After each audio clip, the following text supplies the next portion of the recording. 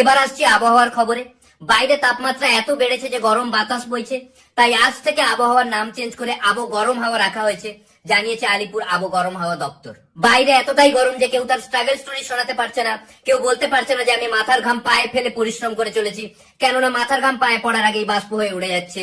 যাকে আলিপুর আবো গরম হাওয়া দপ্তর জানিয়েছে এটা ঘাম বাষ্প, এক কথায় ঘাসপো।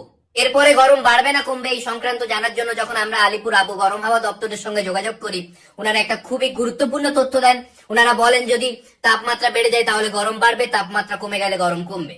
কলকাতার সর্বোচ্চ তাপমাত্রা 36°C, বাঁকুড়ার সর্বোচ্চ তাপমাত্রা 38°C, আর পূর্ব মেদিনীপুরের সর্বোচ্চ তাপমাত্রা 31°C। বাকি জেলাগুলোর এখনো জানা যায়নি, কারণ আমাদের সাংবাদিক এই 3টে জেলায় গিয়ে হাঁপিয়ে যান। এবারে গরমে কাহিল হয়ে অল বেঙ্গল ফাঁকিবাজ স্টুডেন্ট অ্যাসোসিয়েশনের পক্ষ থেকে দাবি জানানো হয়েছে যে গরমের ছুটি কিছুদিন বাড়িয়ে দেওয়া হোক, মিনিমাম 1.5 থেকে 2 বছর। পারলে পড়াশোনা